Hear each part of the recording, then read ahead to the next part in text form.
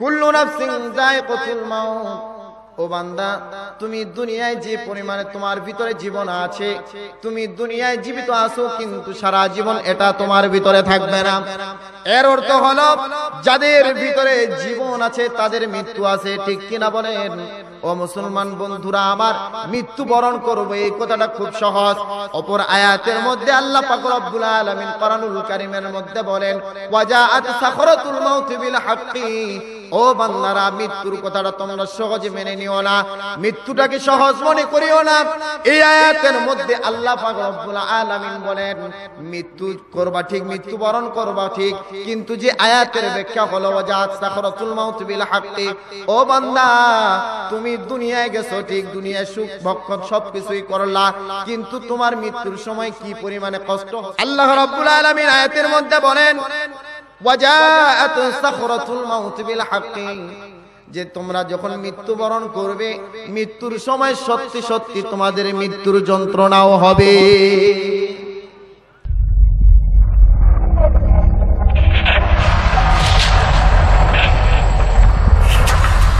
আউযু বিল্লাহি মিনাশ শাইতানির রাজীম। বিসমিল্লাহির রাহমানির রহিম।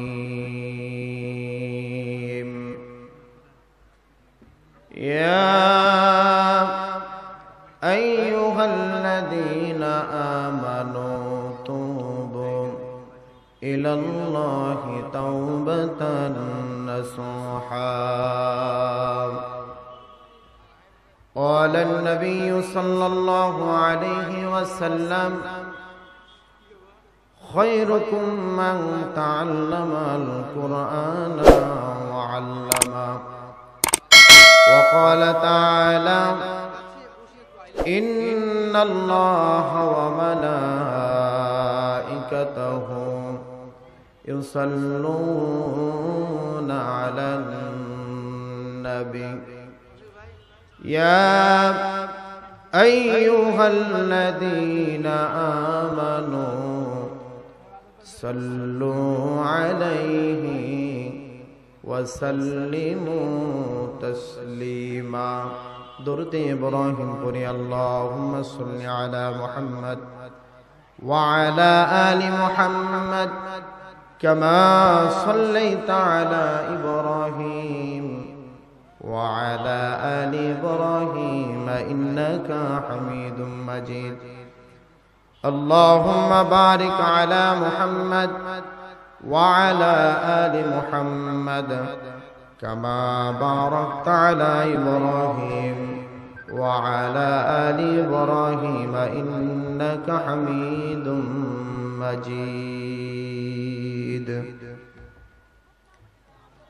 আজ থেকে বহু বছর আগে, আজ থেকে বহু বছর আগে এই দুনিয়ার বুকে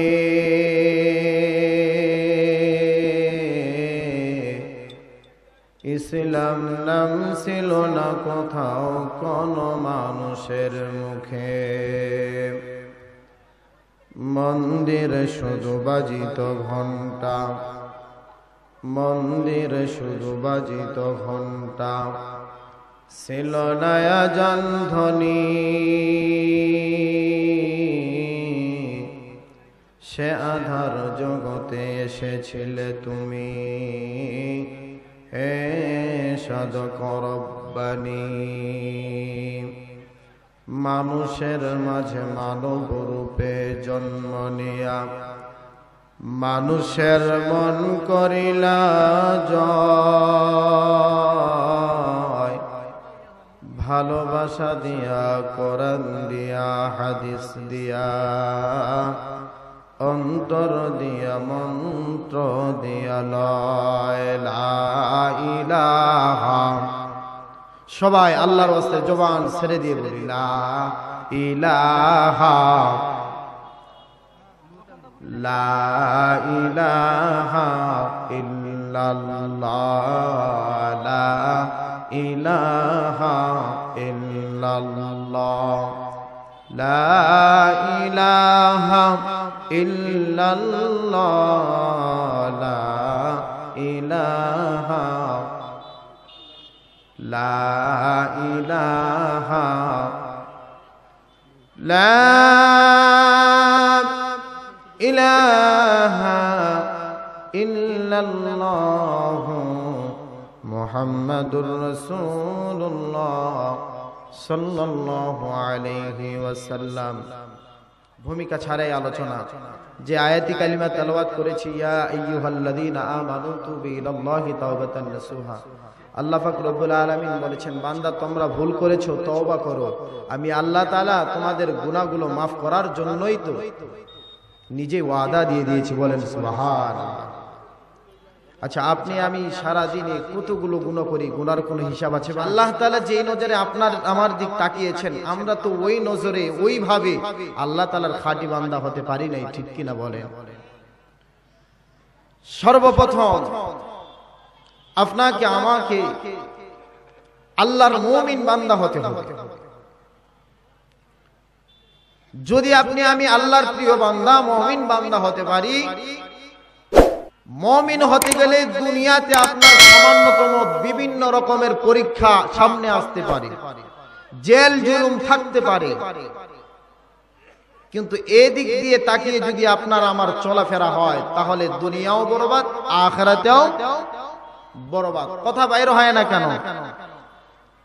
সম্মানিত হাজিরিন, সুবহানাল্লাহ আলহামদুলিল্লাহর আওয়াজ বাইর হওয়ার কিছু কারণ আছে, যে কারণগুলো বিগত 15টা বছর প্রকাশ্যে বলা যায় না।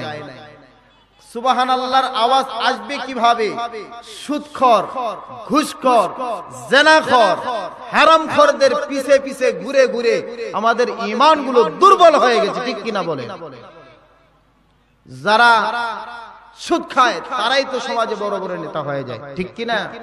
কিছুদিন আগে দেখেছেন আমরা মসজিদে বসেও, কয়েক বছর আগে, আলহামদুলিল্লাহ এখন সমাজ ভালো, কয়েক বছর আগে আপনি আমি মসজিদের মেম্বরে বসে জাতির সামনে সত্য কথাগুলো বলতে পারি নাই। যারাই সত্য কথা বলতে গেছে তাদেরকে এক সপ্তাহের মধ্যে মসজিদ ছাড়া লাগছে, ঠিক কিনা বলেন? কোন অবস্থায় ছিলাম আমরা? আল্লাহ তাআলা উন্মুক্ত করে দিয়েছেন, আল্লাহ তাআলার কাছে শুকরিয়া। যাই হোক, আমি আপনাদেরকে যে আলোচনার বিষয়, সে আলোচনার বিষয় হলো যে আপনাকে আমাকে সব চাইতে সর্ব আগে ঈমানকে ঠিক করা লাগবে। কি করা লাগবে? ঈমান ঠিক করা লাগবে। পরিপূর্ণ আল্লাহর উপরে বিশ্বাস রাখতে হবে, ভরসা রাখতে হবে। যদি আল্লাহর উপর ভরসা, ঈমানকে মজবুত করে ঠিক করতে পারি, তাহলে ইনশাআল্লাহ সামনে যত বিপদ আসুক না কেন, সমস্ত বিপদ থেকে আল্লাহ তাআলাই উদ্ধার করবেন। আপনি বিপদে পড়ে গেছেন, বাঁচার কোনো উপায় পান না, এমন একজন ব্যক্তি আপনার সামনে এসে দাঁড়াবে, আপনি নিজেও কল্পনা করতে পারবেন না। কথাটা মিথ্যা বললাম? ঈমান আনা লাগবে কিরকম? নবীদের জীবনী, সাহাবা আজমাইনদের জীবনী তালাশ করে দেখেন। আপনি কোথাও বিপদে পড়ে গেছেন, আল্লাহর কাজ করতে যায়, আল্লাহ তাআলা আপনার সাহায্যের লোক পাঠিয়ে দিবেন। আল্লাহর নবী সাল্লাল্লাহু আলাইহি ওয়াসাল্লামের একজন প্রিয় সাহাবী হযরত বিলাল রাদিয়াল্লাহু তাআলা আনহু, ঈমানের উপরেই কথা বলতেছি। তিনি যখন কালেমা পড়ে মুসলমান হয়ে গেলেন, কাফেররা এটা সহজে মেনে নিতে পারলেন না। কাফেররা কিছুতেই মানতেছে না, বলে বেলালকে আব্দুল্লাহ বেটা মুহাম্মদের কাছে কালেমা পড়ে মুসলমান হতে দেওয়া হবে না, যেহেতু হয়েছে তা থেকে ফিরিয়ে আনতে হবে। কয়েকজন কাফের এক জায়গায় একত্রিত হয়ে পরিকল্পনা করলেন যে যদি এই বেলালের জবান থেকে নবীর কালেমা সরাইতে হয়, তাহলে তাকে বিভিন্ন রকমে পরীক্ষায় ফেলা লাগবে, কষ্ট দেওয়া লাগবে। সম্মানিত হাজিরিন, কি পরিমাণে তারা ইসলামের জন্য কষ্ট করে গেছেন। দিনের জন্য কষ্ট করে গেছেন।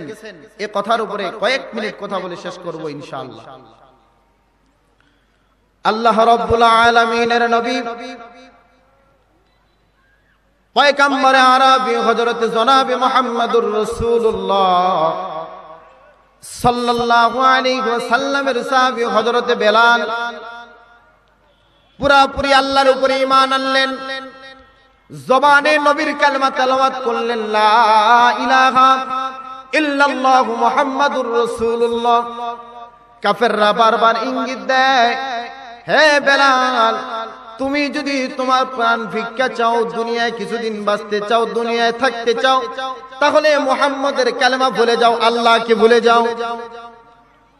হযরত বেলাল রাদিয়াল্লাহু তাআলা আনহু বললেন যে, হে কাফেররা, হে নাস্তিকরা, তোমরা শুধু মুখের কথা নয়, যদি হাত দিয়ে আঘাত করো, পা দিয়ে আঘাত করো, তোমাদের যা যেরকম ব্যবস্থা আছে তাই দিয়ে যদি আমাকে শাস্তি দাও, এরপর আমার জবান থেকে আমি কালমা ছাড়বো না।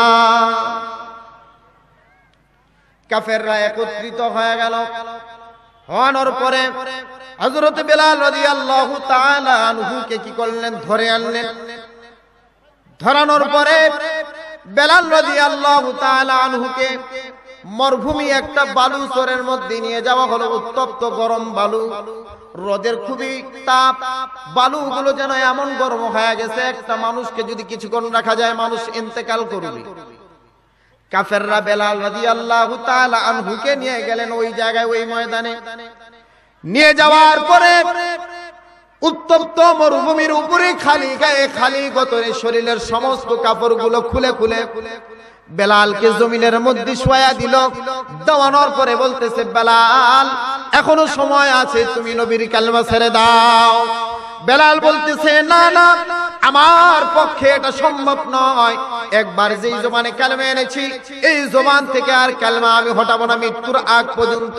কাফেররা এবার বেলাল রাদিয়াল্লাহু তাআলা আনহুকে কি করলেন, উত্তপ্ত মরুভূমির উপরে শোয়া, বালুচরের উপরে শোয়া, বুকের মধ্যে ভারী পাথর চাপিয়ে দিলেন।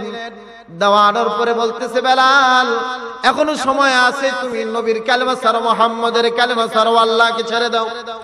বেলাল বলতেছে, না না, যতক্ষণ জীবন থাকবে, যতক্ষণ আমি বেঁচে থাকবো, কখনো আমি কালেমা ছাড়বো না। ভাইরা আমার, তারা ঈমানের পরীক্ষা দিয়েছিলেন কিভাবে, কথাটার দিক লক্ষ্য করে দেখুন।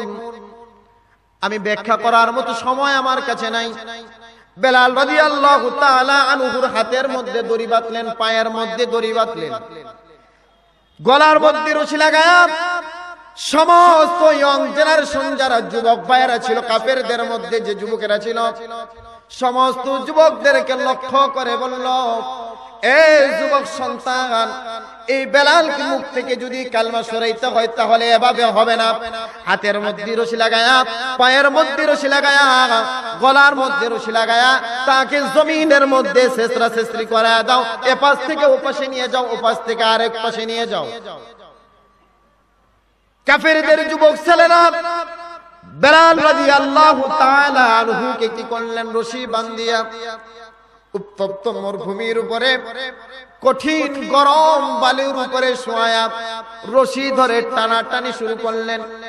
কিছুক্ষণ পরে বেলাল রাদিয়াল্লাহু তাআলা আনহু অজ্ঞান হয়ে গেলেন, তিনি হুঁশ হারিয়ে ফেললেন।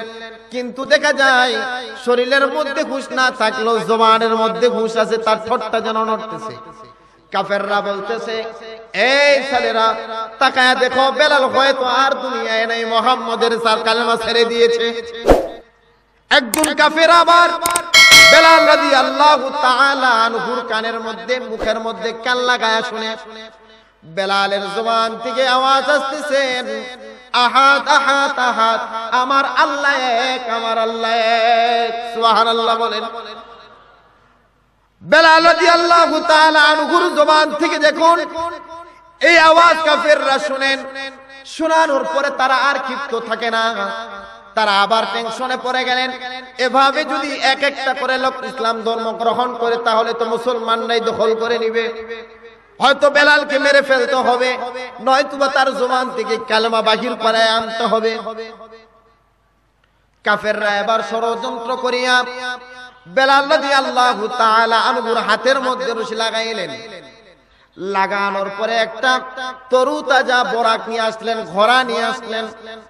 আসানোর পরে ঘোড়ার পায়ের মধ্যে রশিগুলো লাগায়া হাত বেঁধে দিয়ে ওই উত্তপ্ত মরুভূমি বালুর উপরে কি করলেন, দৌড়াইয়া নিয়ে যায়। ঘোড়াও দৌড়ায়, বেলালও দৌড়ায়, ঘোড়াও দৌড়ায়, বেলালও দৌড়ায়।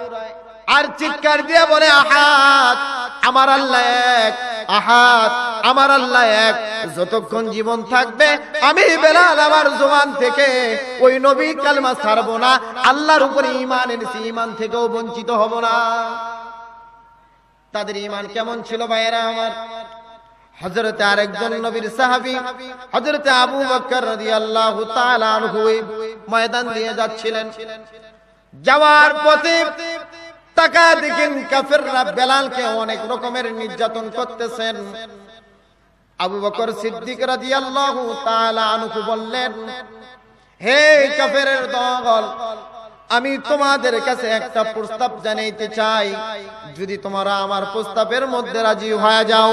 কাফেররা বলে, ও আবু বকর, তোমার কি প্রশ্ন আছে, কি প্রস্তাব আছে বলে দাও। আবু বকর সিদ্দিক রাদিয়াল্লাহু তাআলা আনহু বললেন যে আমার প্রস্তাব হলো, এই বেলালকে যে কষ্টটা তোমরা দিচ্ছ, যেই জ্বালা নির্যাতন তার উপরে করতেছো, এর বিনিময়ে তোমরা তাকে ছেড়ে দাও, যেই পরিমাণের সম্পদ আমার কাছ থেকে নিতে চাও। বেলাল রাদিয়াল্লাহু তাআলা আনহু কষ্ট দেখে আবু বকর সিদ্দিক রাদিয়াল্লাহু তাআলা আনহু তার কিছু সম্পদ থেকে সম্পত্তি দিয়া বেলালকে নিয়ে আসলেন। আসার পরে আল্লাহর নবীর দরবারে নিয়ে এসেছেন। আসার পরে বলতেছি, ইয়া রাসূলুল্লাহ, ইয়া হাবিবাল্লাহ, আপনি বেলালের ইতিহাস কি জেনেছেন? এ বেলাল মুসলমান হওয়ার কারণে, আল্লাহর উপরে ঈমান আনার কারণে কাফেররা অনেক রকমের নির্যাতন তার উপরে চালাচ্ছে। অতএব আপনি বেলালের জন্য একটু দোয়া করে দেন। সম্মানিত হাজিরিন, লম্বা ঘটনা, সময় কম, এই পরিমাণে ঈমানের পরীক্ষা তারা দিয়ে গেছেন। আপনার আমার ঈমানের কি হাল? কিছুদিন আগে, কয়েক বছর আগে করোনা নামে একটা আযাব গজব গেল না আমাদের মাঝ থেকে? কি কোন? আপনার আমার ভিতরে রবের যতটা ভয় নাই, রেবের তোর থেকে বেশি ভয়, ঠিক কিনা বলেন? যদি খালি শোনা গেছে যে রেব আসতেছে, কে কোন দিক দিয়ে দৌড়িয়ে চলে যায়? রবের ভয় তো নাই, রেবের ভয়ে আপনার আমার ঈমানের হালত একবারে ব্যাটারির চার্জ দুর্বল, ঠিক কিনা বলে?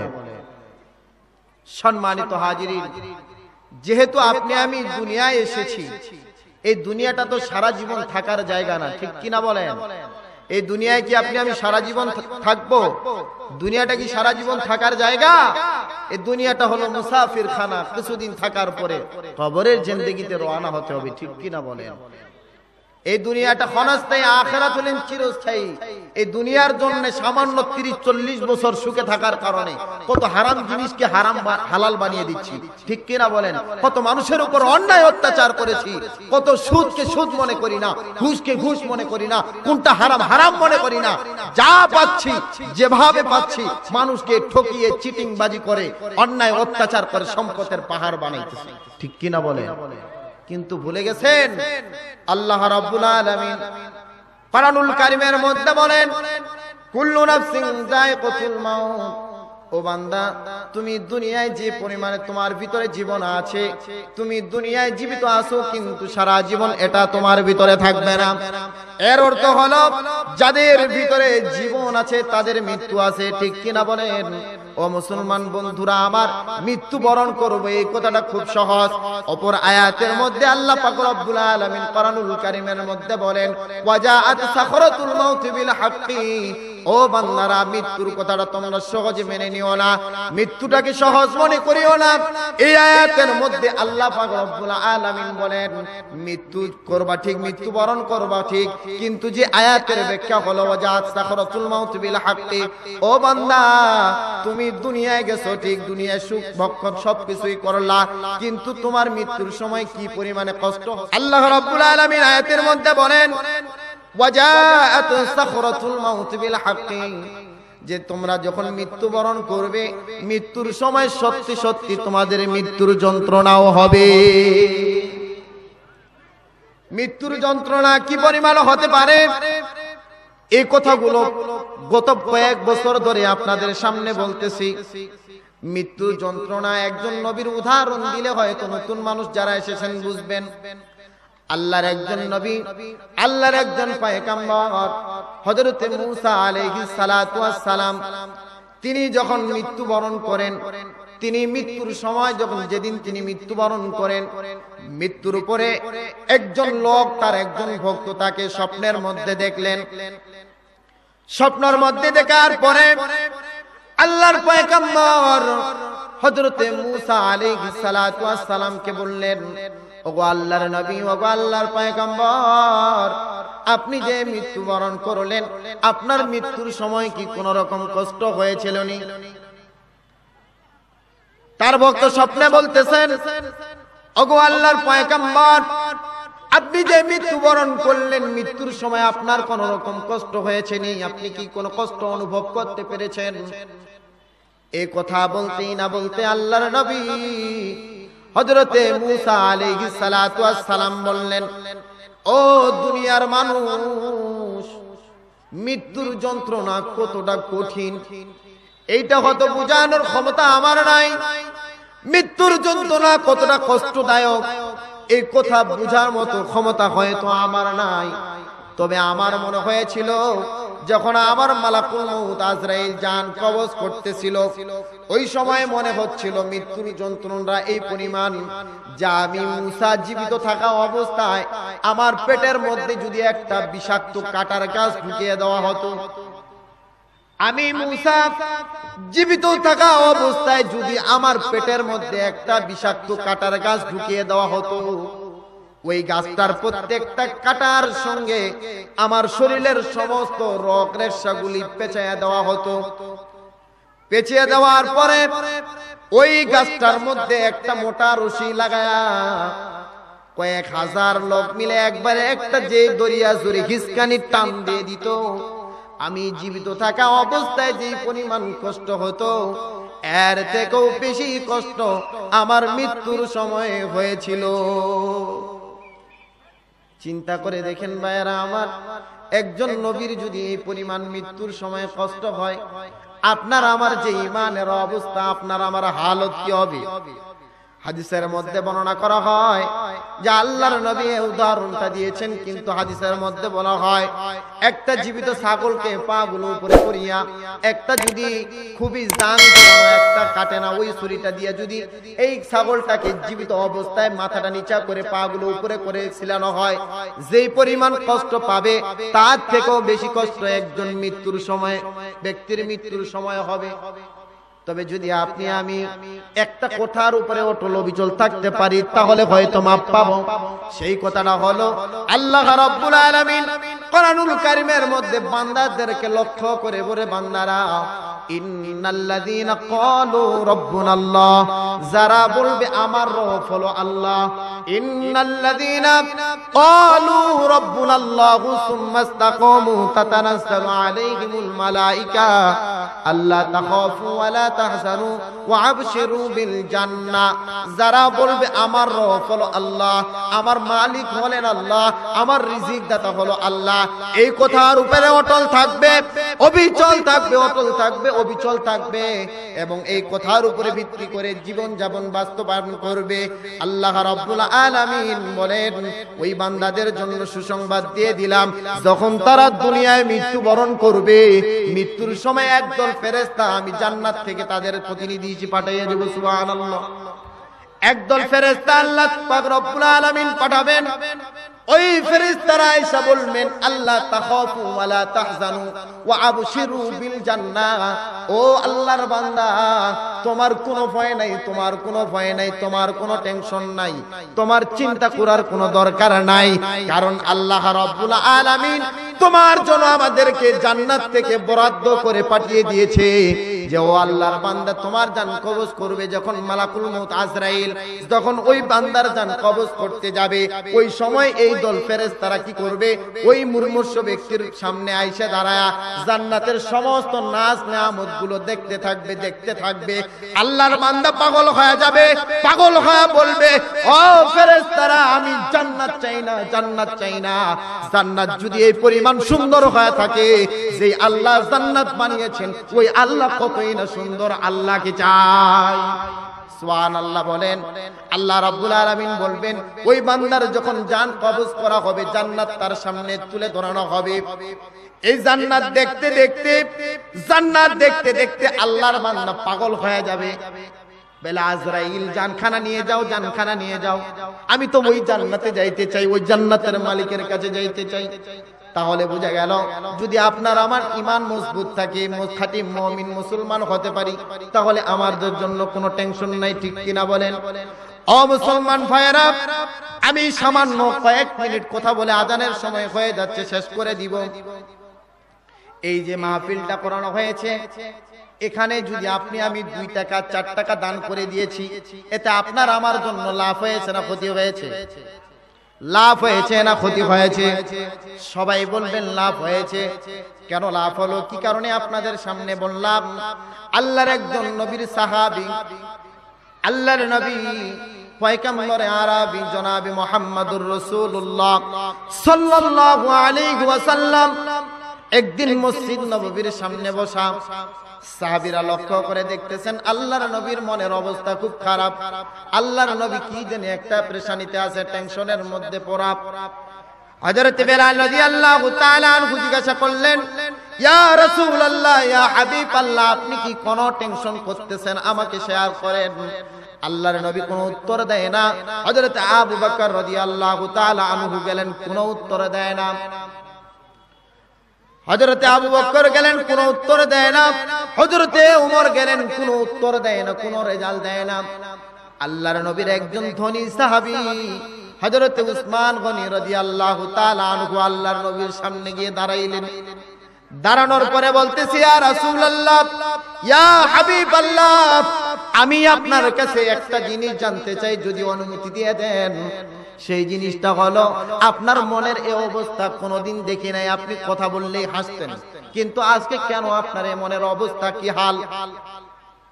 আল্লাহর নবী বলতেছে, উসমান, এই সমস্ত সাহাবীদের থেকে তোমার কাছে আমার কথাটা বলার প্রয়োজন। আমি মনে করি তোমার সামনে যদি আমার সমস্যার কথা বলি, তাহলে হয়তো সমাধান হবে। উসমান রাদিয়াল্লাহু তাআলা আনহু বললেন, ওগো আল্লাহর নবী, আপনি খোলা মনে বলে দেন কি সমস্যা হয়েছে। আল্লাহর নবী বলতেছেন, হে উসমান, সবচাইতে যে বিষয়টা আমাকে টেনশনের মধ্যে ফেলে রাখছে, এই বিষয়টা হলো, এই যে শহরে একটাই কুয়া, ওই কুয়ার পানি কাফেররাও পান করত, মুসলমানরাও পান করত। ওই কুয়ার মালিক ছিলেন একজন কাফের, একজন নাস্তিক। ওই কুয়ার মালিক কাফের হইয়া সে ঘোষণা দিয়ে দিয়েছে যে এই কুয়ার পানি শুধু কাফেররাই ব্যবহার করবে, কোনো মুসলমান ব্যবহার করতে পারবে না। ওগো উসমান, আমার কষ্ট হচ্ছে যে কাফেররা তো পানি খাবে, কিন্তু মুসলমানের বাচ্চাদের তো জিহ্বাগুলো ঝুলতেছে পানির তাড়নায়, পানির পিপাসিত অবস্থায় পড়ে গিয়েছে। ও উসমান, তোমাকে বলতে চাই, তুমি যদি ওই কুয়ার ব্যবস্থাটা যে কোনো বিনিময়ে আমাকে করে দিতে পারতাম, তাহলে হয়তো আমি শান্তি পাইতাম। কারণ আমার মুসলমান উম্মতেরা পানি না খায় মারা যাবে, এটা আমি সহ্য করতে পারি না। উসমান রাদিয়াল্লাহু তাআলা আনহু কথাটা শোনা মাত্রই আল্লাহর নবীর সামনে দাঁড়ায়া, যেই উসমান ছিল একজন লাজুক ব্যক্তি, খুব আস্তে আস্তে হাঁটতেন, ওই উসমান হাদিসের মধ্যে বর্ণনা করা হয় এই পরিমাণ দৌড়ানো শুরু করলেন যে জীবনে কোনোদিন, যে জীবনে কোনোদিন কি করে নাই, এরকম ভাবে দৌড়ায় নাই, এইভাবে দৌড়ায় নাই। এই পরিমাণে দৌড় দিয়া উসমান রাদিয়াল্লাহু তাআলা আনহু দৌড়াচ্ছেন। দৌড়াতে দৌড়াইতে চলে গেলেন ওই কাফেরের বাসার মধ্যে। যাওয়ার পরে কাফেরকে লক্ষ্য করে ডাকতেছেন, ও কাফের, ও ভাই, তুমি বাসায় আছো নাকি? আমি তোমার কাছে আসি একটা জিনিস জানার জন্য। কাফের ডাক দেয়া বলে, উসমান, তুমি আমাকে ডেকেছো? বলে, হ্যাঁ, আমি তোমাকেই ডাকছি, তোমার প্রয়োজন। বলতেছে, তোমার যে এই কুয়াটা রয়েছে, তুমি তো এই কুয়ার মালিক, এই কুয়াটা তুমি কতটুকু সম্পদের বিনিময়ে আমাদেরকে দিতে চাও? উসমান বলতেছেন, হ্যাঁ ভাই, তোমার কাছে আমার প্রশ্ন হলো যে কিসের বিনিময়ে তুমি এই কুয়াটা আমাকে দিবা, কিসের বিনিময়ে দিবা, আমি সেই বিনিময়ে নিতে চাই। তখনকার জামানায় হাদিসের মধ্যে বর্ণনা করা হয় ওই কুয়ার দাম হতো 20টা খেজুর গাছের দামের মতো। কয়টা খেজুর গাছ? 20টা খেজুর গাছের দাম যে পরিমাণ, কুয়ার দাম হলো ওই পরিমাণ। কিন্তু কাফের বলল, উসমান রে, তুমি যদি এই কুয়াটা নিতে চাও তাহলে তোমার যে ওই ভালো জায়গায় 300 খেজুরওয়ালা বাগান, 300 গাছওয়ালা খেজুরের বাগানটা রয়েছে, ওইটা আমার নামে লিখে দিতে হবে, এর বিনিময়ে তোমাকে আমি এই কুয়াটা দিতে পারি। উসমান রাদিয়াল্লাহু তাআলা আনহু রাজি হয়ে গেলেন। আল্লাহু আকবার বলেন। মুসলমান ভাইরা, আমার কথাটা লক্ষ্য করে দেখুন, উসমান রাদিয়াল্লাহু তাআলা আনহু 300 গাছওয়ালা খেজুর বাগান দিয়ে দিলেন শুধু একটা কুয়ার বিনিময়। ওই কুয়াটা কিনে নিয়া যখন উসমান রাদিয়াল্লাহু তাআলা আনহু আসতেছিলেন, আসার সময় কাফের ডাক দেয়া বলে, উসমান, তোমার কি মাথায় কোনো সেন্স নাই? বলে, কারণ কি, কেন বলতেছো যে তোমার এই কুয়ার দাম হলো 20টা খেজুর গাছ সমান, কিন্তু তোমার 300 গাছওয়ালা বাগান দিয়ে কুয়া কিনলা, কারণটা কি? উসমান ধমক দিয়া বলতেছে, ও কাফের, এটা তুমি বুঝবা না, তুমি বুঝবা না, এটা আমি বুঝি।